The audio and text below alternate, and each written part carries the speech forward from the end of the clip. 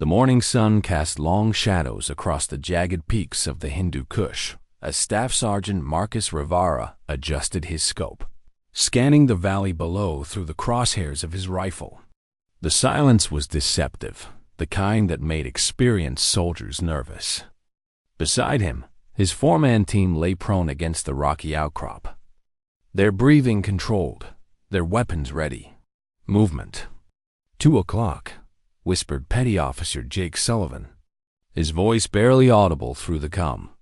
His finger traced along the ridge opposite their position where a glint of metal had caught the early light. Rodriguez, the team's demolitions expert, shifted slightly to get a better angle. I counted at least 8 hostiles. Maybe more behind those rocks. His weathered face remained calm, but his grip tightened on his M4 carbine. After 3 tours in Afghanistan, he could smell an ambush before it happened.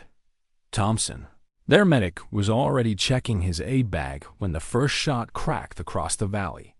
The bullet struck the stone inches from Marcus's head, sending razor-sharp fragments into the air. Contact front. Marcus shouted into his radio as chaos erupted around them. The mountainside exploded with gunfire. Muzzle flashes winked from hidden positions as the enemy revealed their true numbers. Not 8, but at least 20 fighters positioned in a perfect kill zone. The SEALs had walked straight into a trap. "Chun, get on that 50 cal." Marcus barked to their youngest member, Petty Officer David Chun, who was already scrambling toward their mounted machine gun.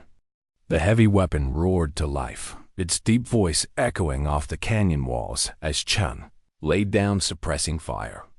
Bullets whined overhead and sparked off rocks as the team found what cover they could. Rodriguez rolled behind a boulder, his mind racing through their options. They were pinned down with limited ammunition, no air support for another hour, and an enemy force that had clearly been waiting for them. "We need to move." Thompson shouted over the gunfire, pressing himself against the cliff face. "They've got us zeroed in." That's when she appeared. At first, Marcus thought his eyes were playing tricks on him. Through the haze of gun smoke and flying debris, a small figure emerged from a crevice in the rocks about 50 meters down the slope. It was a little girl, maybe 8 years old, with dark hair matted with dust and wearing a torn blue dress that had seen better days. She was dragging something behind her, struggling with its weight as bullets continued to snap through the air around her. As she got closer, Marcus realized it was an injured goat, its leg clearly broken, bleeding in pain as she pulled it by a makeshift rope harness. "What the hell?" Jake muttered, his rifle still trained on the enemy positions. "Kid, get down. Get down." But the girl didn't seem to hear him, or if she did, she didn't care. She continued walking steadily through the crossfire, her small face set with determination that seemed impossible for someone her age. Bullets kicked up dirt around her feet, but she never flinched, never ran, never showed any sign of fear. The strangest thing happened next. The enemy fire began to slacken, then stopped altogether. Marcus could hear confused shouting in Pashto from across the valley. Even hardened Taliban fighters, it seemed, were reluctant to shoot at a child. The girl reached their position and calmly sat down beside Rodriguez's boulder, still holding the rope attached to the injured goat. She looked up at the 5 heavily armed soldiers with curious dark eyes, as if finding Navy SEALs in a firefight was the most natural thing in the world. "Hello," she said in clear, unaccented English. "My goat is hurt. Can you help?" Rodriguez stared at her in disbelief. Blood was trickling from a scrape on her knee, where she'd fallen on the rocks, but she seemed more concerned about the animal than her own safety. "Kid, you need to get out of here. This is dangerous." "I know," she replied matter-of-factly, "but Nanny needs help, and Mama always said soldiers help people." Thompson, despite the insanity of the situation, found himself reaching for his medical kit. "Let me look at that knee," he said, his voice gentle. The girl nodded and extended her leg, trusting As Thompson cleaned the wound, Rodriguez noticed her watching him intently. Her gaze kept drifting to his left forearm, where his sleeve had rolled up during the firefight. The tattoo there was partially visible, a black eagle with crossed daggers, wings spread wide, surrounded by a circle of stars. The girl's eyes widened. She reached out with one small finger and traced the air above the tattoo, not quite touching it. "My mama had that same tattoo," she whispered. The words hit Rodriguez like a physical blow. His hands froze on his weapon.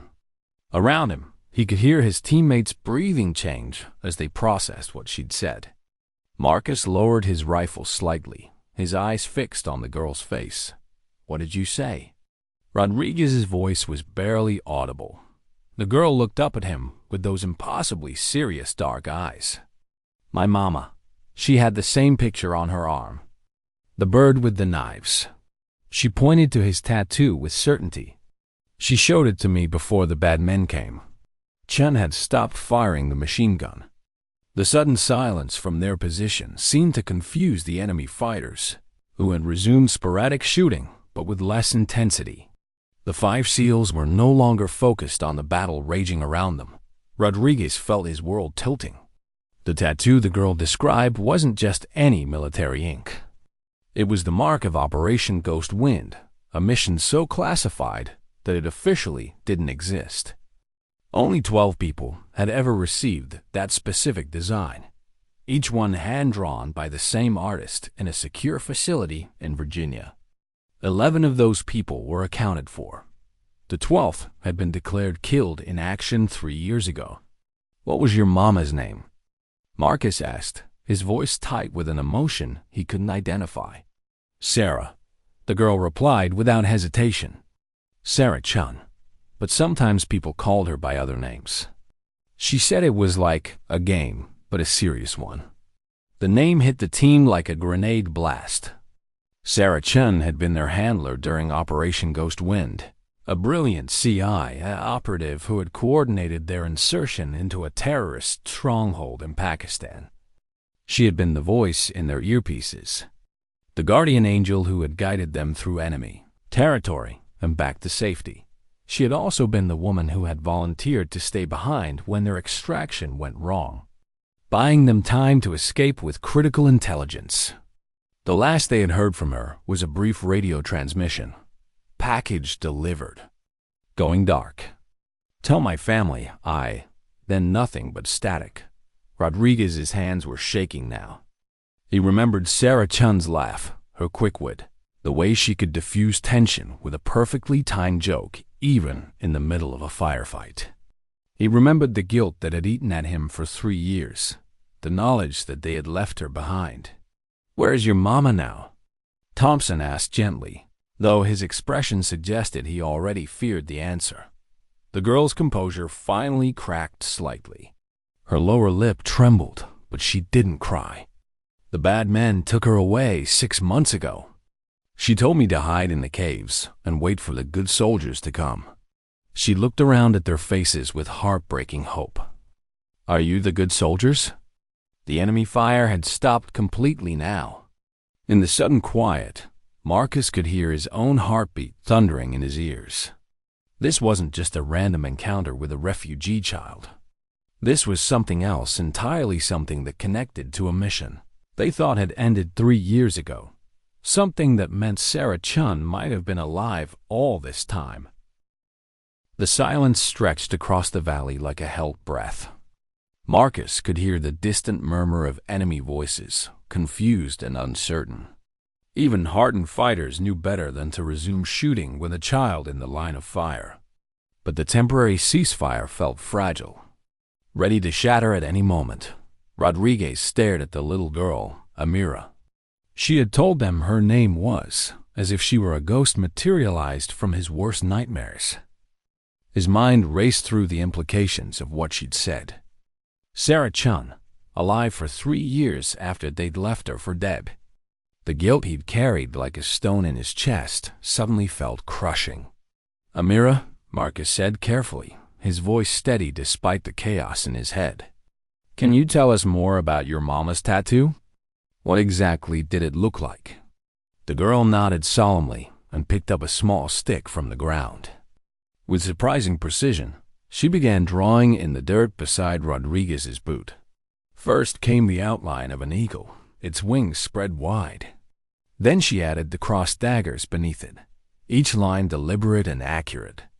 Finally, she drew a circle around the entire design and began adding small marks around the perimeter. 12 stars, she said, counting each one as she drew it. Mama said they were for her 12 guardian angels. She said each star was a person who would always watch over her, even when she couldn't see them. Thompson's face had gone pale. "Jesus Christ," he whispered. That's exact. The tattoo Amira had drawn was perfect in every detail down to the specific positioning of the daggers and the number of stars. But more than that, she had included elements that weren't visible in Rodriguez's tattoo. Details that only someone who had seen the complete original design would know. Chem lowered his machine gun completely, his young face struggling to process what he was hearing. "Sarge, how could she know about the stars? Your tattoo doesn't show all 12. Rodriguez rolled up his sleeve further, revealing the full design. Sure enough, only 8 of the 12 stars were visible above his wrist. The other 4 were hidden beneath his sleeve, positioned higher on his forearm. "She's right," he said, his voice hollow. "All 12 stars are there." Jake was scanning the enemy positions through his scope, but his attention kept drifting back to the conversation. "This is impossible. Sarah Chun died in that compound in Karachi. We saw the explosion. The whole building came down. Did we see her body?" Marcus asked quietly. The question hung in the air like smoke. They all knew the answer. In the chaos of their extraction, with the building collapsing and enemy forces closing in, they had assumed Sarah was dead. The CIA had declared her Kier based on their report, and the fact that she never made contact again. Amira was watching their faces with an intelligence that seemed far beyond her years. "Mama said you would be sad when you remembered her. She said you thought she was gone, but she wasn't. Not for a long time. Where has she been?" Thompson asked, kneeling down to Amira's eye level. "Where were you living with her?" "In the mountain house," Amira replied, pointing toward a ridge several kilometers to the north. "It was hidden. Mama said it was safe there, that the bad men couldn't find us. We had books and a garden, and she taught me English and math and how to take care of the animals." Rodriguez felt something cold settle in his stomach. "What bad men, sweetheart? Who took your mama?" Amira's expression darkened. "The ones with the black trucks. They came at night 6 months ago. Mama hid me in the special place she made, but they found her. I heard her fighting them. She was very brave." Marcus was already reaching for his satellite phone. "I need to contact base. If Sarah Chun was alive, if she was operating in this area..." He paused, looking at Amira. "Honey, did your mama ever talk about her work? About what she was doing here?" "She was watching the bad men," Amira said simply. "She had pictures of them, and she wrote things down in her special books. She said she was collecting evidence so the good people could stop them from hurting children." The pieces were starting to fall into place, and the picture they formed was staggering. Sarah Chun hadn't died in Karachi 3 years ago. Somehow, she had survived and made her way to Afghanistan, where she had been conducting solo surveillance operations against what sounded like human trafficking networks. "Sarge," Jake called out, his voice tense. "We've got movement again. Looks like our friends across the valley are getting restless." Marcus could see muzzle flashes beginning to wink from the enemy positions. The temporary ceasefire was ending. "We need to move, now." But Amira wasn't finished.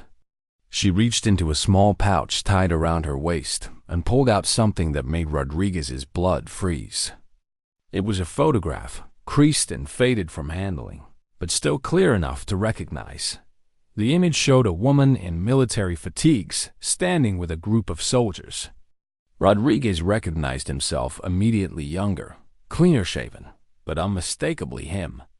Beside him stood Jake, Thompson, Chun, and Marcus, all of them grinning at the camera with the easy confidence of a successful mission. And in the center of the group, her arm around Rodriguez's shoulders, was Sarah Chun. "This was taken the day before Operation Ghostwind," Rodriguez whispered, his hands trembling as he took the photograph. "How do you have this?" "Mama kept it always," Amira said. "She said it reminded her of her family. She told me stories about each of you. About Rodriguez, who made her laugh, and Marcus, who always kept everyone safe, and Thompson, who could fix anything that was broken, and Jake, who never missed what he aimed at, and Chun, who was brave, even when he was scared." The enemy fire was intensifying now, bullets beginning to snap overhead with increasing frequency.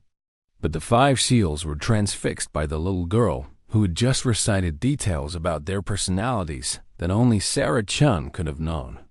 "There's more," Amira said urgently, sensing the growing danger. She pulled out a small metal object, a USB drive, wrapped in waterproof plastic. "Mama said if anything happened to her, I should give this to the good soldiers. She said it was very important." Marcus took the drive, his mind reeling. "What's on it?" "Pictures and names and places," Amira replied. "Mama said it would help stop the bad men from taking more children. She said it was worth dying for." A bullet struck the rock inches from Chun's head, sending stone fragments flying. "We need to move now," he shouted, but as Marcus looked at the USB drive in his hand, then at the photograph of his team with Sarah Chun, then at the little girl who had somehow survived 6 months alone in these mountains, he realized their mission had just changed completely. This wasn't just about extracting a refugee child anymore. This was about finishing what Sarah Chun had started and honoring the sacrifice of a woman who had spent 3 years of her life gathering intelligence that could save countless others. "Amira," he said, his voice firm with decision, "we're going to get you out of here. And we're going to make sure your mama's work wasn't for nothing." The little girl nodded solemnly, then surprised them all by reaching out and taking Rodriguez's hand. "Mama said you would come," she whispered. "She said her guardian angels always kept their promises." As enemy fire erupted around them with renewed intensity, the 5 SEALs prepared to move out with their unexpected cargo, a child who carried the key to completing a mission they thought had ended 3 years ago. The cave system Amira led them to defy everything Marcus thought he knew about the terrain. What had appeared to be a simple rock formation from the outside opened into a labyrinth of tunnels that seemed to stretch deep into the mountain's core. The little girl moved through the darkness with the confidence of someone who had navigated these passages countless times. "Mama showed me all the secret ways," Amira whispered as she guided them deeper underground, her small hand trailing along the rough stone walls. "She said if the bad men ever came, I should hide here until help arrived." Rodriguez kept his night vision goggles trained on their surroundings, but what he saw made his skin crawl. The tunnels weren't natural. They had been carved and reinforced with concrete and steel. This was military-grade construction, the kind that required serious funding and expertise. "This isn't some random cave system," Thompson muttered, running his hand along the smooth concrete walls. "Someone built this recently." They had been moving for 20 minutes when Amira suddenly stopped at what appeared to be a dead end. She pressed her small hands against a section of wall that looked identical to everything else around it. With a soft click, a hidden panel slid aside, revealing another passage. "Jesus," Jake breathed. "How many of these hidden doors are there?" "Mama said 17, Amira replied matter-of-factly. "But I only know how to open 12 of them." The passage beyond the hidden door was different from the others. Electric lights ran along the ceiling, and the air carried the hum of ventilation systems. This wasn't just a hiding place. It was an active facility. Marcus held up his fist, signaling the team to halt. Through his earpiece, he could hear the faint sound of voices echoing from somewhere ahead. Male voices, speaking in what sounded like Arabic mixed with Pashto. "How many people are usually here?" he whispered to Amira. The little girl's face darkened. "Too many. They bring children here. Children who cry for their mamas and papas." Her voice dropped to barely audible. Mama tried to help them, but there were always more. The pieces of Sarah Chun's 3-year mission were becoming horrifyingly clear. She hadn't just been gathering intelligence, she had been documenting a human trafficking operation that used these mountain caves as a processing center. Chun was monitoring their 6 when his radio crackled with an encrypted transmission. "Base to Reaper team, we've analyzed the USB drive you transmitted images of. Priority Alpha Intelligence. Whatever you do, do not let that data fall into enemy hands." Marcus felt his blood chill. "Copy that, base. What exactly are we dealing with?" "Stand by for briefing. The drive contains evidence of a trafficking network spanning 12 countries. High-value targets include government officials, military contractors, and international crime syndicates. This is bigger than anything we've seen." Amira tugged on Rodriguez's sleeve. "We need to hurry. They do the counting at sunset. If they find empty cages..." She didn't finish the sentence, but her meaning was clear. The team moved deeper into the facility, following Amira through a maze of corridors that seemed to branch in every direction. The construction was sophisticated reinforced blast doors, security cameras, even what appeared to be a communications center. "This place has been operational for years," Thompson observed, noting the wear patterns on the floor and walls. "How did Sarah infiltrate it?" "Mama was very smart," Amira said proudly. "She pretended to be a buyer. She spoke many languages and knew how to act like the bad people. But at night, she would help the children escape through the secret ways."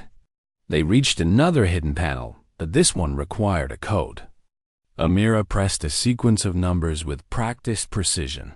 12072018.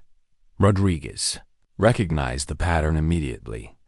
December 7th, 2018. The date of Operation Ghost Wind. The panel slid open to reveal a small chamber that took their breath away. The walls were covered with photographs, documents, maps, and surveillance footage. String connected various images, creating a web of connections that painted a picture of an international criminal enterprise. But it was the center of the room that made Marcus's heart stop. A simple wooden desk held a laptop computer, still powered on, with a message displayed on the screen. "If you're reading this, I'm probably dead. But the mission continues." "See, she knew," Jake whispered. "She knew they were coming for her." Amira walked to the desk and opened a drawer, pulling out a thick folder marked with Sarah's handwriting, "For my guardian angels." Inside were detailed dossiers on trafficking routes, financial records, and photographs of victims, dozens of children who had passed through this facility. "Mama worked on this every night," Amira explained. "She said she was building a case that would shut down all the bad places, not just this one." Rodriguez was studying a map on the wall when he noticed something that made his blood run cold. Red pins marked locations across Afghanistan, Pakistan, and 3 other countries. Each pin was labeled with dates and numbers, the numbers of children processed through each site. "There are 11 other facilities," he said, his voice tight with rage. "This is just one node in a massive network." That's when they heard it, the sound of heavy footsteps echoing through the corridors, accompanied by harsh voices shouting orders. The facility's security had discovered their presence. "They found the entrance we used," Chung reported, monitoring his motion sensors. "Multiple hostiles, moving fast." Amira's eyes went wide with fear, but she didn't panic. Instead, she moved to another section of the wall and began pressing a different sequence of hidden switches. "There's another way out, but it's dangerous." Mama said to only use it if there was no choice. A section of the floor slid away, revealing a narrow shaft that dropped into darkness. The sound of approaching footsteps was getting louder. "How dangerous?" Marcus asked. "It goes to the old mine tunnels," Amira replied. "Mama said some of them aren't stable anymore." "And there are." She hesitated. "There are bad things down there. Things the bad men threw away." Thompson was already downloading files from Sarah's computer onto a portable drive. "Whatever's down there, it's better than what's coming through those doors." The sound of automatic weapons fire erupted from the corridor behind them. Their pursuers had found the hidden entrance and were shooting their way through. "Move!" Marcus ordered. One by one, the team rappelled down the shaft using their tactical ropes. Amira went first, her small form disappearing into the darkness with the fearlessness of someone who had faced worse things than a dangerous climb. The shaft opened into a vast underground chamber that had clearly been a mining operation decades earlier. Rusted equipment and abandoned rail tracks stretched into the darkness. But it was the smell that hit them first, the unmistakable odor of death and decay. "Oh God," Thompson whispered, his night vision revealing what lay scattered throughout the chamber. Bodies, dozens of them, in various stages of decomposition. Men, women, and children who had been disposed of like garbage. When they were no longer useful to the trafficking operation, Amira moved through the carnage with grim familiarity. Mama said we had to remember them. She took pictures of everyone, so their families would know what happened. Rodriguez felt rage building in his chest like a physical force. Sarah Chun had spent 3 years documenting not just the trafficking operation, but also serving as the only witness to these victims' final resting place. "The tunnel that way leads to the valley," Amira said, pointing toward a passage that seemed to slope downward. "But we have to hurry. Mama said the bad men sometimes come here to bring more." As if summoned by her words, the sound of voices echoed from the shaft above them. Their pursuers had found the hidden exit and were preparing to follow. Marcus looked at his team, then at the little girl who had led them into the heart of a nightmare that Sarah Chun had died trying to expose. "We're getting you out of here, Amira, and we're making sure the whole world knows what happened in this place." The mission had become something far bigger than any of them had imagined. They weren't just rescuing one child. They were carrying the evidence that could bring down an international criminal empire. The mine tunnel stretched ahead like the throat of some ancient beast, its walls slick with moisture and decades of accumulated grime. Marcus could hear their pursuers rappelling down the shaft behind them, their voices echoing off the stone walls with increasing urgency. The team moved as quietly as possible, but Amira's small legs couldn't match their pace. Without hesitation, Rodriguez scooped the little girl onto his back. "Hold tight, sweetheart. We're gonna move fast now." As they navigated the treacherous tunnel, Amira whispered directions in Rodriguez's ear. "Left at the broken card. Then straight until you see the white mark on the wall. Mama painted it so I wouldn't get lost." The tunnel system was a maze of abandoned mining shafts, some dating back to the Soviet occupation. Water dripped constantly from the ceiling, and the air grew thinner as they climbed toward what Amira promised was an exit near the valley floor. "Contact rear," Chun called out softly. Through his night vision, he could see muzzle flashes in the tunnel behind them. Their pursuers were closing the distance, and they were armed with automatic weapons. "How much further?" Marcus asked Amira. "Not far. But there's a problem." The little girl's voice was tight with worry.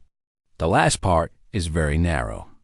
Mama always had trouble getting through." They reached the bottleneck Amira had warned them about, a section where the tunnel narrowed to barely shoulder width.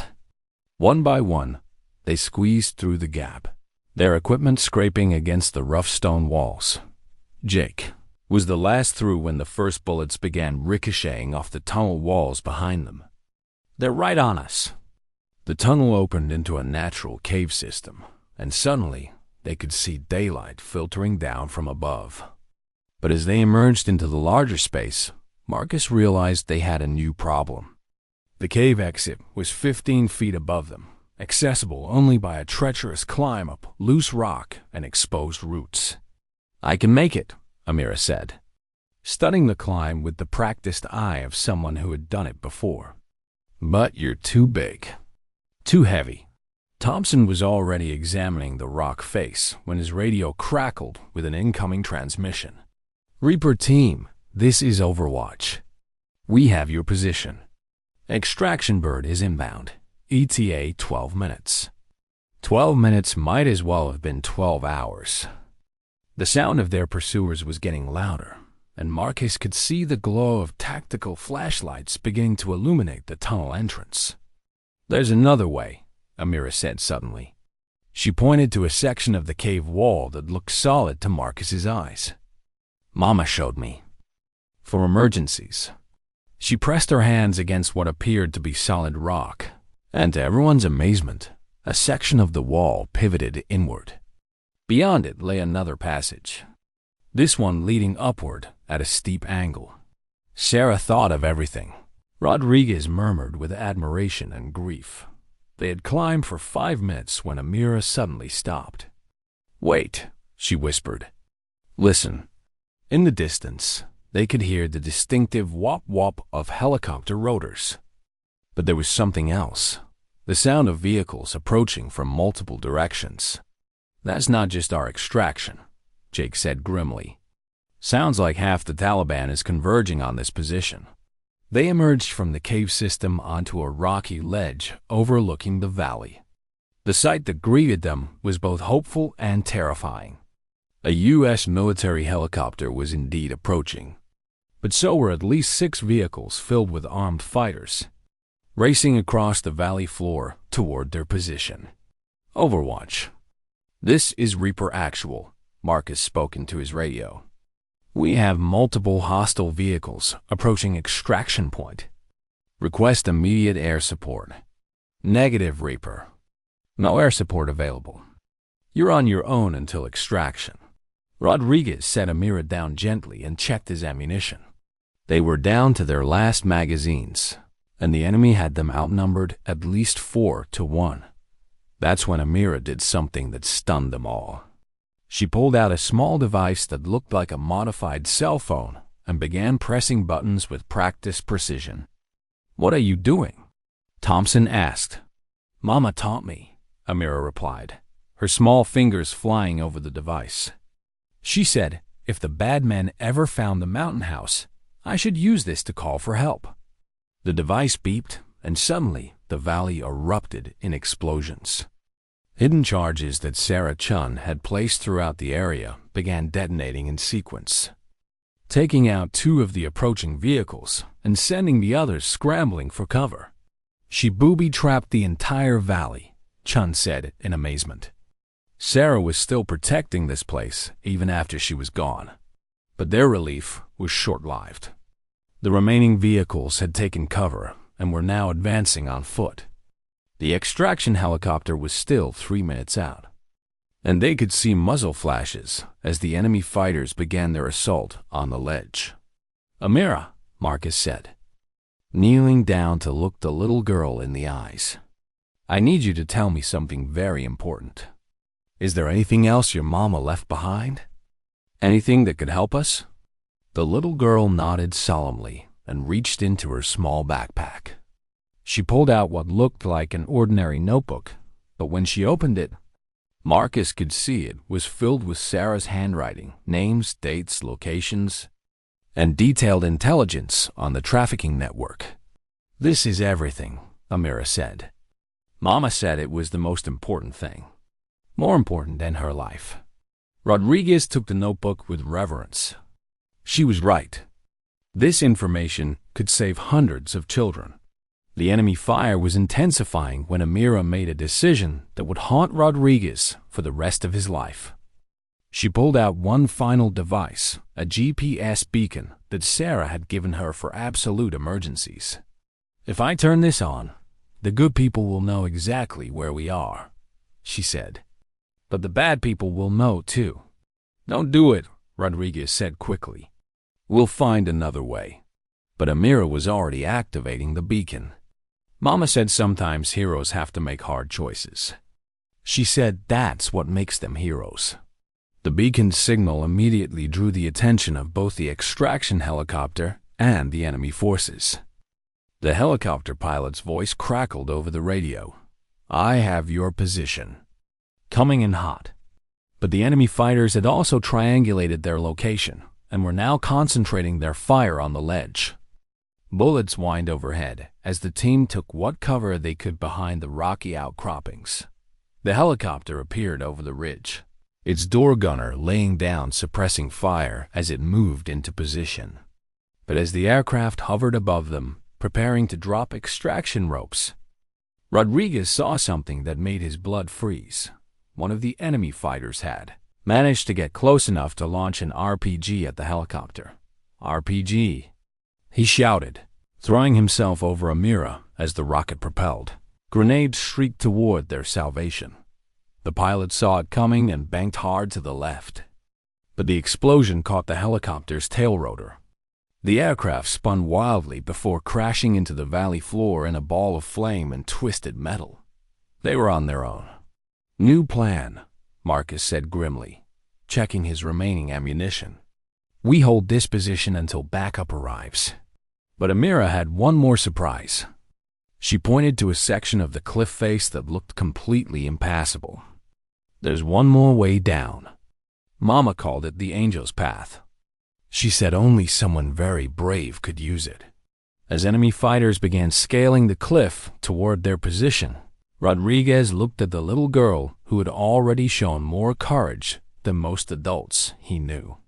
Sarah Chun had trained her well, not just to survive, but to fight back against the darkness that had taken so much from both of them. Then I guess it's time to be angels, he said, shouldering his rifle and preparing for the fight of their lives. The final battle was about to begin, and everything Sarah Chun had died for hung in the balance.